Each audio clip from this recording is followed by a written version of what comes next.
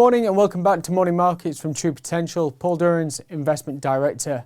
If we start by looking at equity market returns from yesterday, global equities delivered mixed performance with US stocks down after the higher than expected inflation print.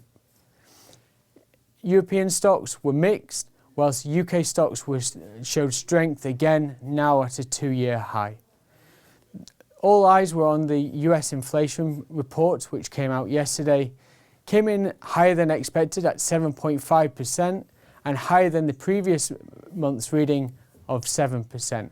We saw broad-based strength in prices, with energy being the largest contributor, no surprisingly given that oil is above $90 a barrel. We look at used car prices. They contributed 1.5% increase over the month. Really a surprise given that car companies have been showing improvements in their supply chains.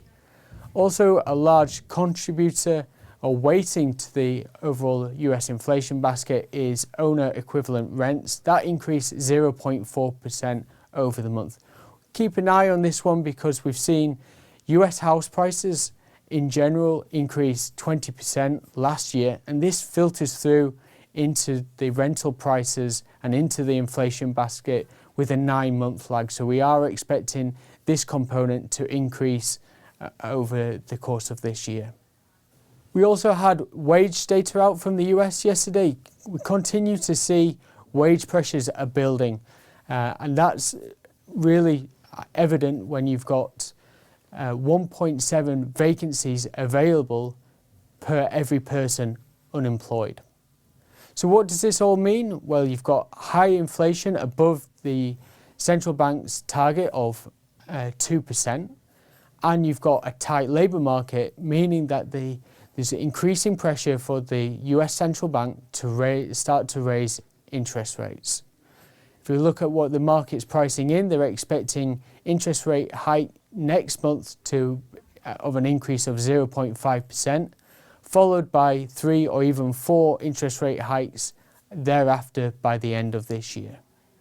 What we saw in financial markets yesterday, we saw sovereign bonds sell off, which is the natural reaction function when you've got interest rates rising and inflation at the levels that it is.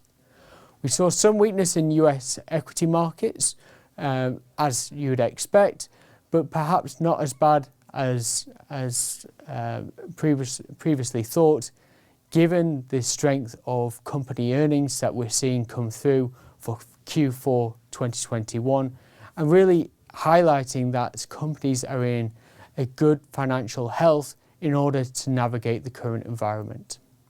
That's everything from me today. Thank you for listening and have a good week. Subscribing to the True Potential YouTube channel is quick and easy. Simply go to the channel on your desktop or through the YouTube app on your phone and click the subscribe button. You can then press the notification bell symbol if you wish to be notified as and when new videos are released. Doing this is a great way to keep yourself updated with market developments and personal finance insights. Thank you to everyone who has subscribed, and we look forward to continuing to help you do more with your money.